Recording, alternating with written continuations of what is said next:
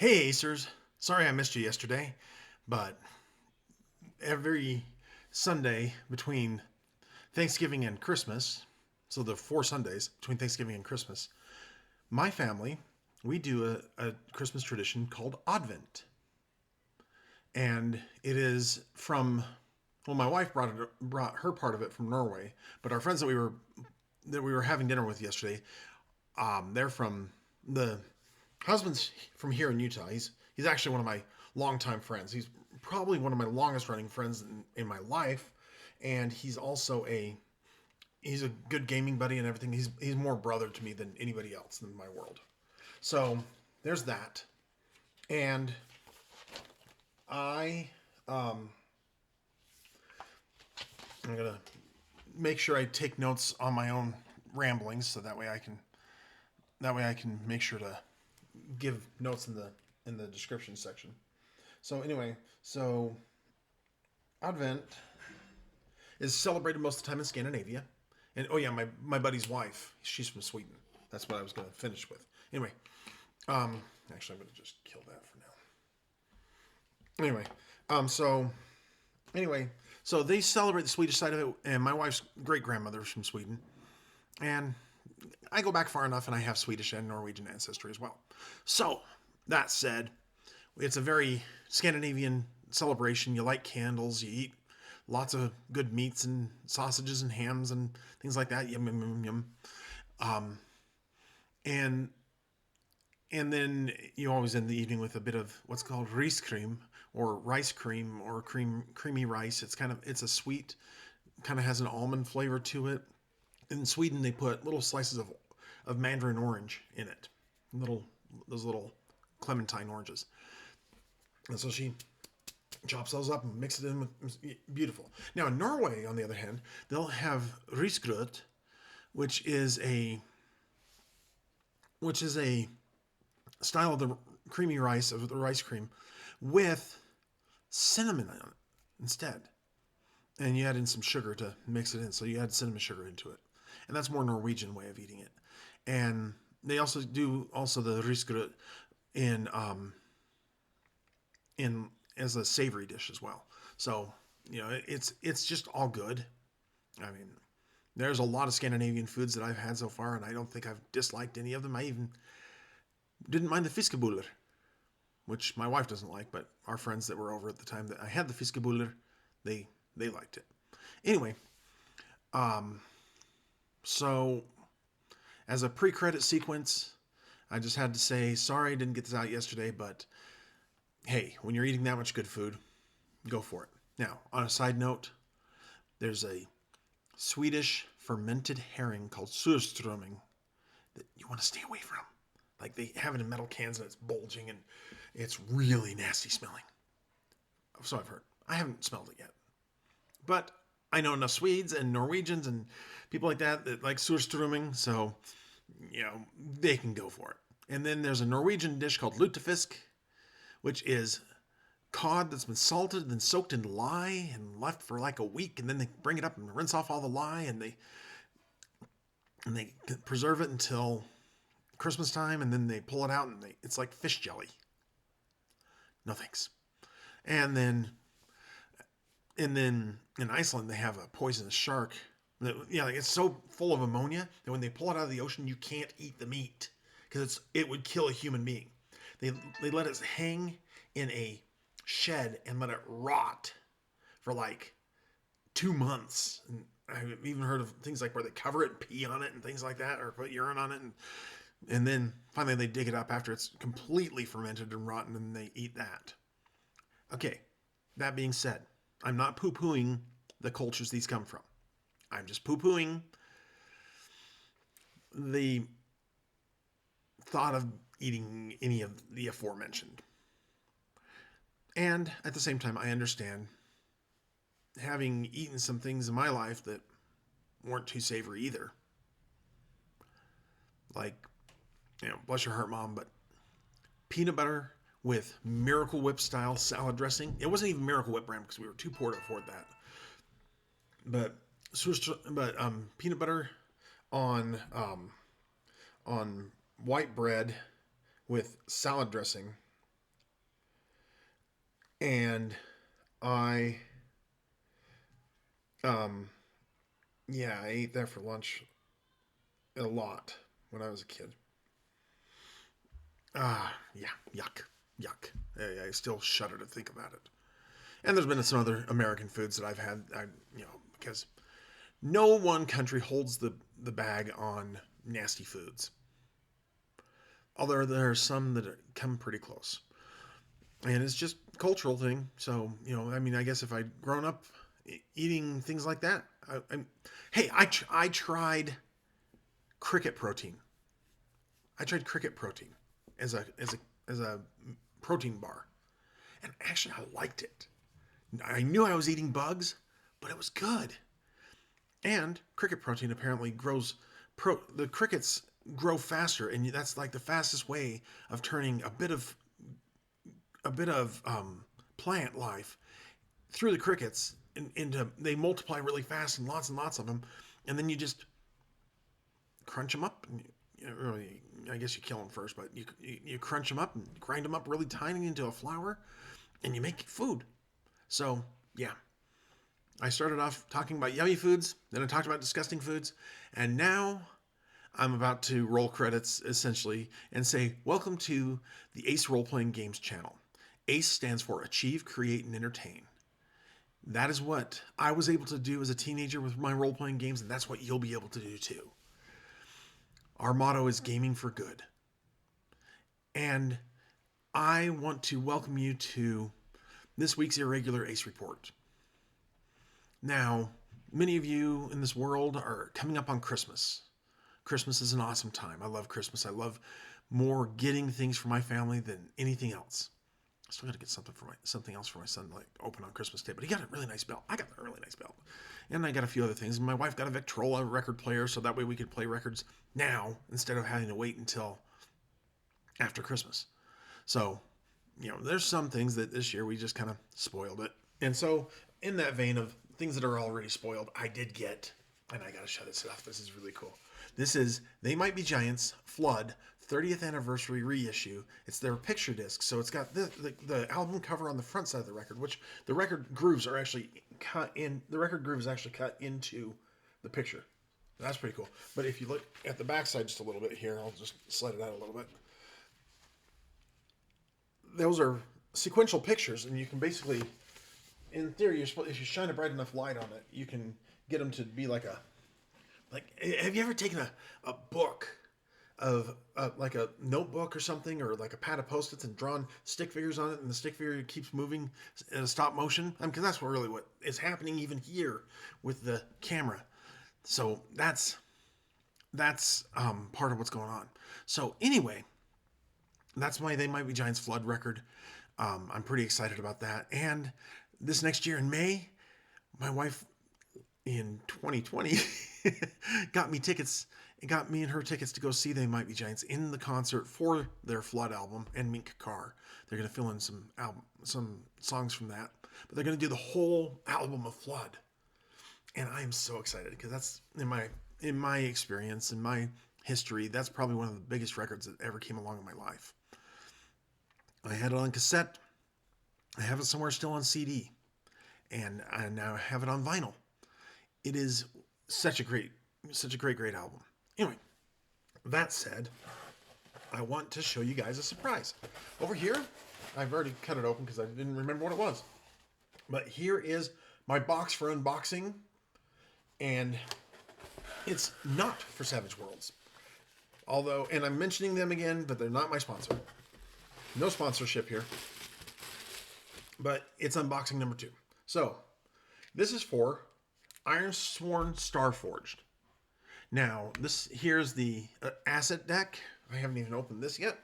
Let's get out my handy dandy opener knife and carefully cut sideways with this so I can open the package. Now, this is put out by Absolute Tabletop and Modifus Entertainment. Modifus also did Dune, and frankly, I love that Dune book. Oh, I love that Dune book. I am planning on savaging it, but I kind of gotta get the time to do that. I haven't had the time yet to do that. So wrap her off, and let's go ahead and open this assault deck or asset deck if I can without ripping the package. There we go. I had to dig my. I hate having to dig my nail into the cardboard things on any kind of deck of cards. But it says, "Gear up, brave the perils of the forge, and upgrade your playscape with this set of character asset cards for the Ironsworn Starforged tabletop role-playing game. Includes 87 asset cards and 3 bonus reference cards." So here's the thing: I've never played Starforged yet, and so I look forward to giving it a go if I can ever get it up and going. Because here's one of the things that you guys will just know about me. I'm Mason, by the way. I didn't introduce myself.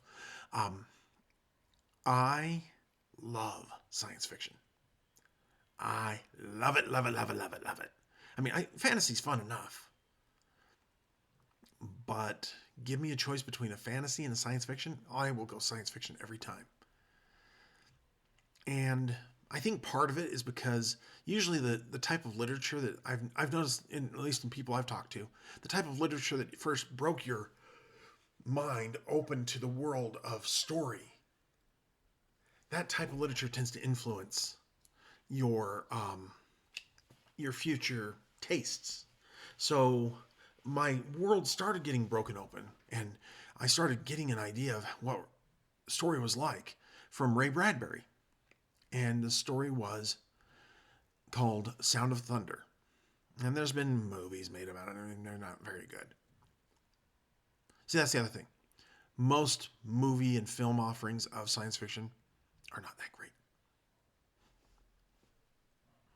I appreciate it when they attempt to actually take it seriously and do it as a true told story. But anyway, so Sound of Thunder was collected into a collection of stories on space and time travel called Wide Angle Lens.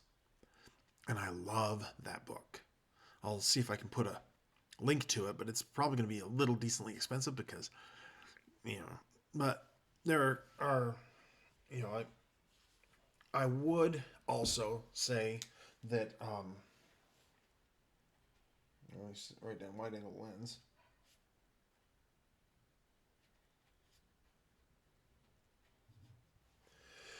I would say, though, that the thing is that was the book that changed my life.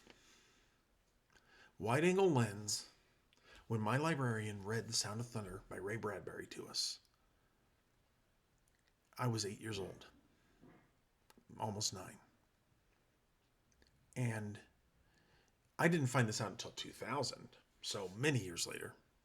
But I met up with Betty at one of the plays that I was running at Utah Valley University. I was doing the lighting for it. And it was UVSC at the time, but still, I was doing the lighting, and I saw her, and it was good to see her, and I gave her a hug and all that kind of stuff. Her son Jeff was in my Spanish immersion class. I loved him. He was one of the coolest kids in my class, and still is one of the coolest people. And I've kept in contact with him. I love him, and he's a good guy.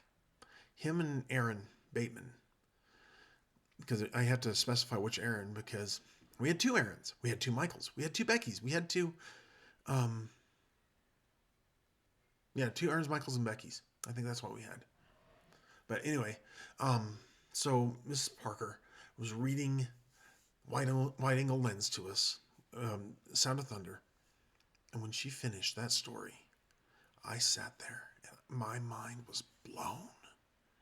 I wanted to read every story in that book. And I went up and asked if I could check it out, but she had to read it to the other classes. But she told me she'd tell me as soon as she was done. As soon as she was done, I checked that book out, and I did. I read every single story in that book. But the one that stuck with me still sticks with me is Sound of Thunder. I need to read the rest of the stories in there again because I've kind of forgotten what the other ones were. But like I said, I'll leave the link. And if you can't find it for a good price on Amazon, not my sponsor, Check out bookfinder.com. Again, not my sponsor. Um, and I'll link that.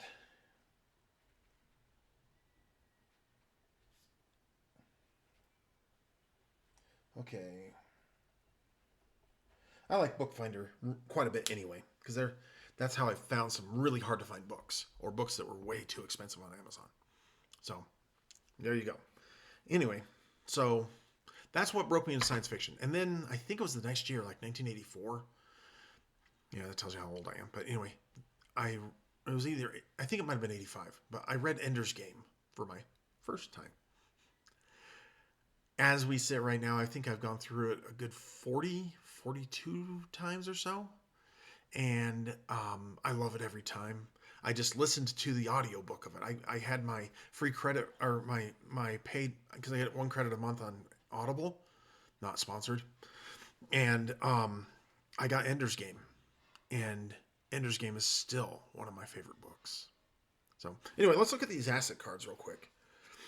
So here's one of the reference cards. Tells you about the deck. Um, got a card on Starship, command vehicle. Okay, engine upgrades, module. Okay, so this is the backs. This is what the backs look like.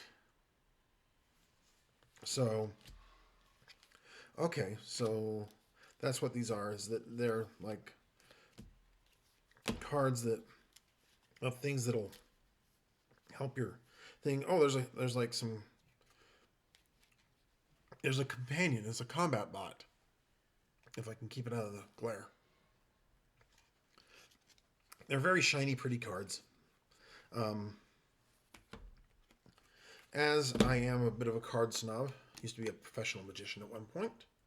They've got a really good thickness to them, but I can already tell you they're sticky because they were not air cushioned or anything like that. And so when you try to fan them out, they look like that. Not very good. Now, a better card for fanning, um, and I don't have the best one in here right now, but a better card is what Pinnacle went to, and I think that they told me that made by the same people who make Magic the Gathering cards. Here is the Joker for Savage Worlds. These cards are much better because they fan. They're not, they made sure that the finish on them was not sticky. And you can see these are extra large playing cards because here's a standard size playing card versus an extra large playing card.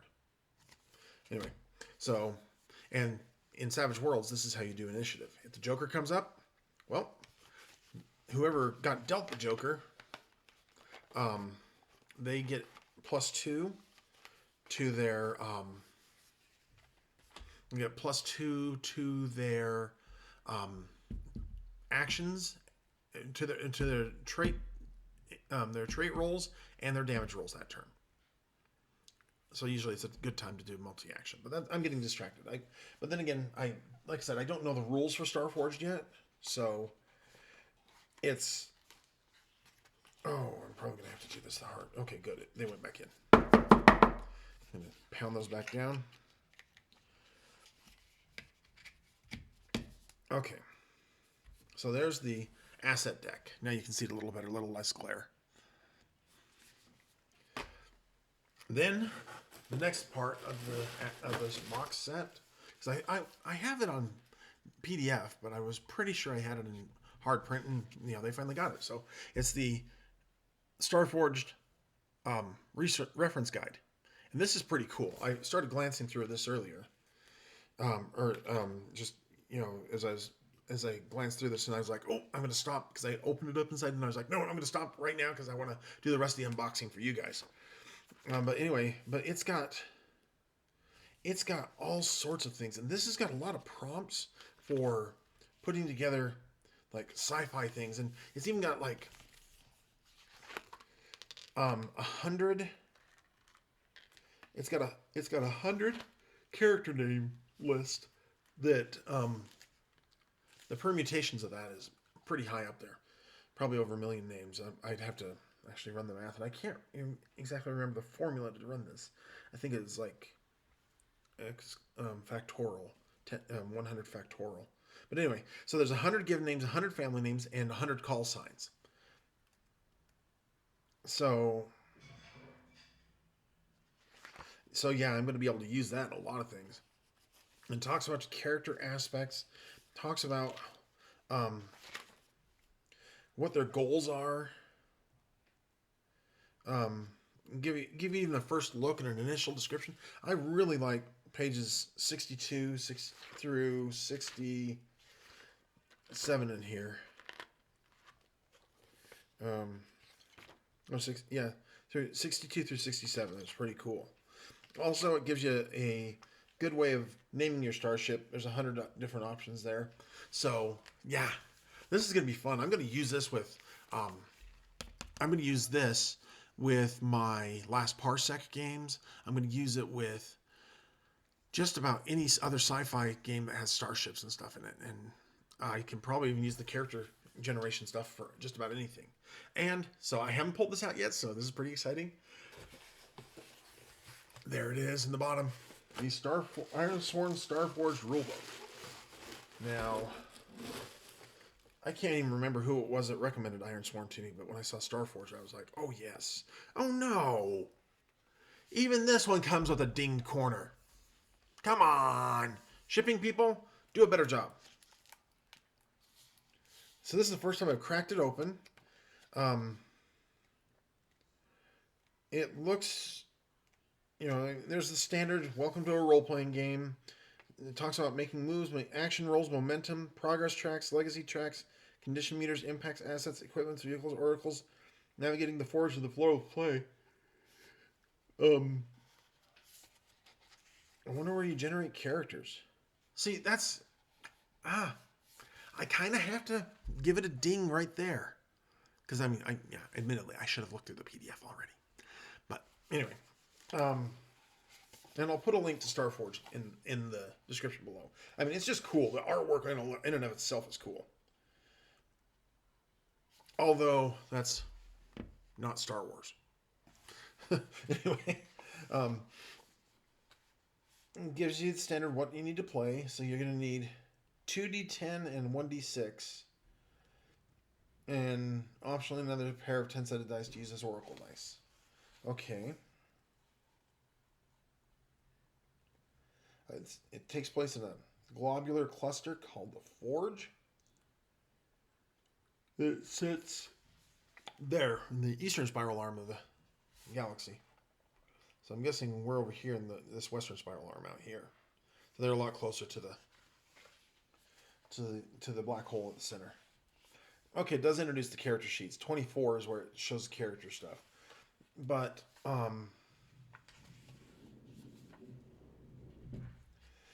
yeah, I'm not.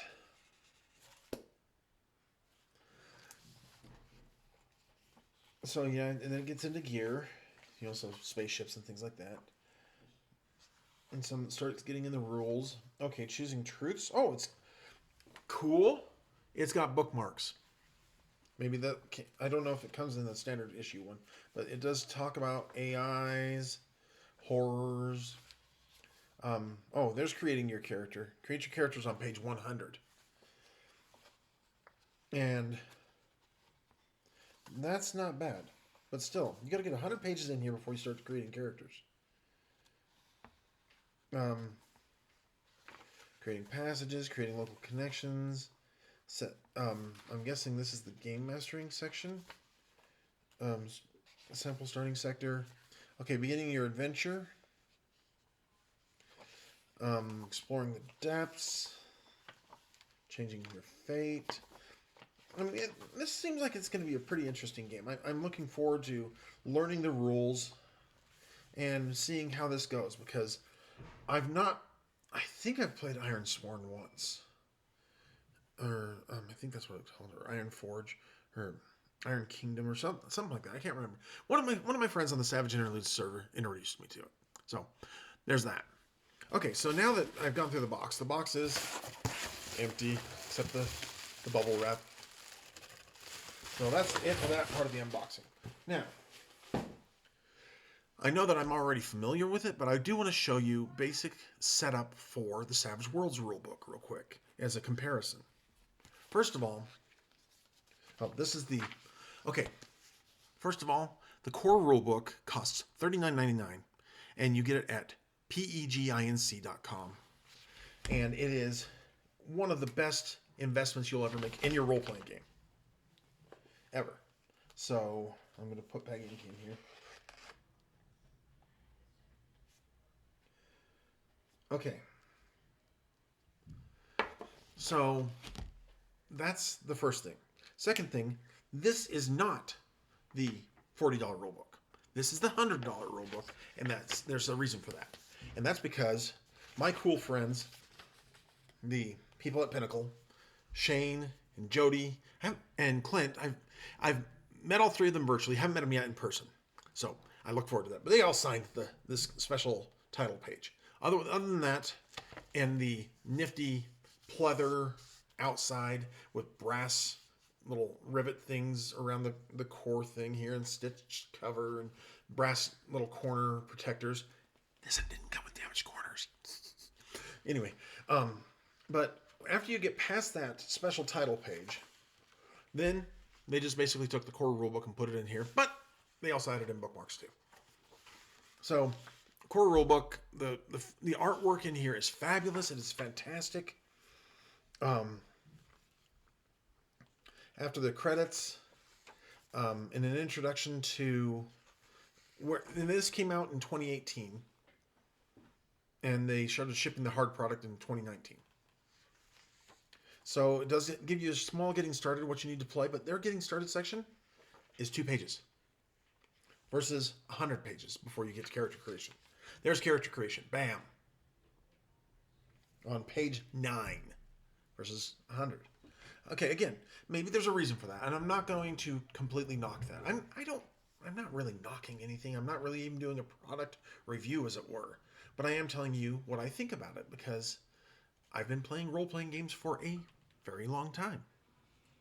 When 30 years ago when I was 16, I was playing role-playing games.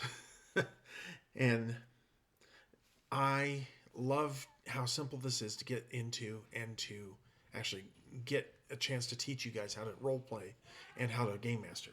So anyway, these ones, it goes through, it gives you your standard fantasy races in here. It gives you a section on making races if you can't find a pre-made one that you want to play. Kind of some examples of other things. Hindrances. These are things that make your character more fun and interesting. And then you get your traits, which are your attributes, which are 5 attributes, which are agility, smarts, spirit, strength, and vigor. And unlike a lot of other role-playing games, not one of those is a dump stat. So you can't just ignore the other. Like, a lot of people tend to try and ignore vigor, but when they have to make a soaking roll for their wounds, they sure wish they had more vigor. So, and then there's the skills, and I think it's, I think there's only 25 of them or so. It does actually list the core skills that were changed from the early editions of Savage Worlds. But yeah, there's the skills, and this is the full explanation section. Then there are edges, which are the things that give you advantages and special abilities, like arcane background is one of them. So that's your magic backgrounds and things like that.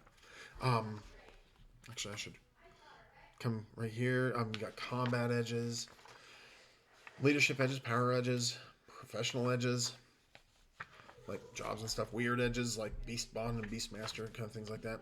Legendary edges that you can start getting when you're a legendary level. And it talks about advancement, how you advance to other ranks.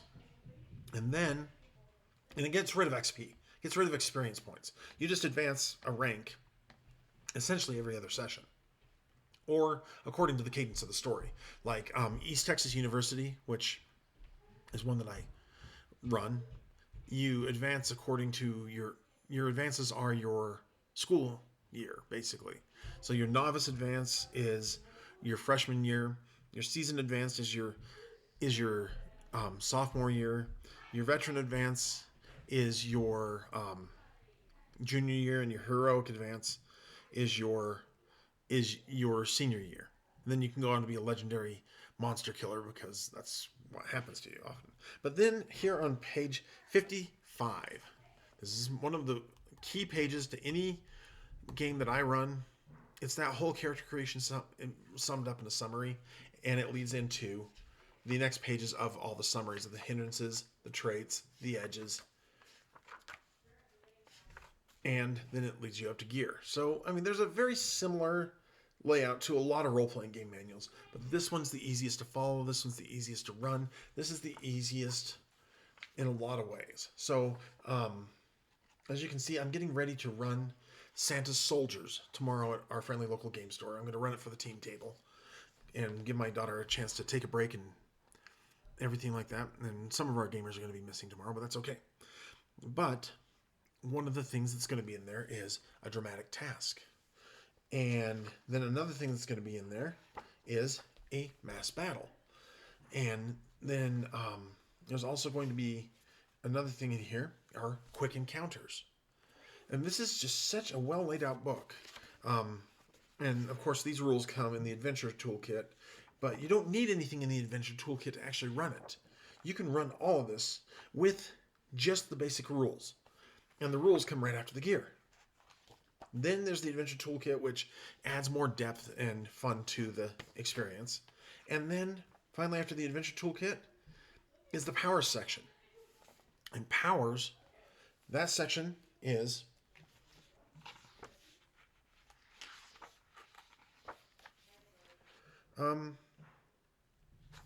it's that big. Those are all your powers. These are your powers. Like, okay, an example is Bolt. Like this one. In Dungeons and Dragons, you will have separate entries for a firebolt, an ice bolt, a lightning bolt. But mechanically, they do approximately the same kind of damage. You roll to see if you hit, and then you roll to see if you damage. Well, here, it's got one entry for bolt, and it's that long. And on top of that, it just tells you to trap it according to what you have. Fire, ice, light, darkness, colored bolts, a stream of insects, whatever you want to trap it as. And depending on what you trap it as, that will also determine your the kind of damage that it does. So if it's a firebolt, it's going to hit, and it's going to not only do the 2d6 damage for regular and 3d6 damage with a raise, but also it's going to, you roll a d6, and if you roll a 6, it lights on fire. Same with shocking damage from a lightning bolt. Same with ice damage from a freezing from an ice bolt, or even a water bolt. You could do a straight up water bolt. I mean, you can do whatever. So powers are pretty cool in here. And then finally, or not finally, but next you get into the bestiary, which again, these are just everything in this book. And then part of the reason why it's only that thick is because it's all abstracted, which means that they didn't specifically define how many hairs are on the warthog's nose. But they just tell you, here's the pig. You deal with it as you will. So if it's going to be just a pig, maybe it has all D4s in its traits, and it's just a little pet pig. But if it's a warthog, maybe it has a strength of D6 or D8 and can do more damage if it hits you. So that's the kind of thing, is that you just adjust the animal accordingly. So after that is a really good section on game mastering. And that's how this book is put together. And here's the end page from the main edition or this special edition. So anyway, I just wanted to show you guys kind of a walk through the book, because it's a good investment. It's a good thing to save up your money for. And then once you have it, you can play any game you want to. You don't have to have any of the settings. You can take other settings that you might already have and do what we call savaging them. And that is taking them and turning them into your own game in Savage Worlds. I mean, I think one of the first role-playing game experiences I ran was I used Savage Worlds to run a Scooby-Doo game. And it was fun. It was a Halloween game, and I ran it. It was fun. So, anyway, I've gone a little bit longer than I originally planned, and I think dinner's ready. But I did want to let you know that I love you. You are loved. You're an awesome, awesome person, and the world is better for having you in it. Your friends love you. Your friends are there for you, and you guys are going to tell some great stories. Life is amazing. Get through the hard parts and make it to the good parts because you are worth it. Your value was set a long time ago, and nothing you can do will change that. You are valuable. You're important. Stick with us. So, as we keep gaming for good, this is Mason Emerson from Ace Role Playing Games saying I'll catch you in the next Irregular Report, which will probably be a Christmas Day one. See if I'll see what other things I can show you then. But anyway, until then, if I don't talk to you before then, Merry Christmas. And I wish you all the best of luck, the best of rolls, and let's keep gaming for good.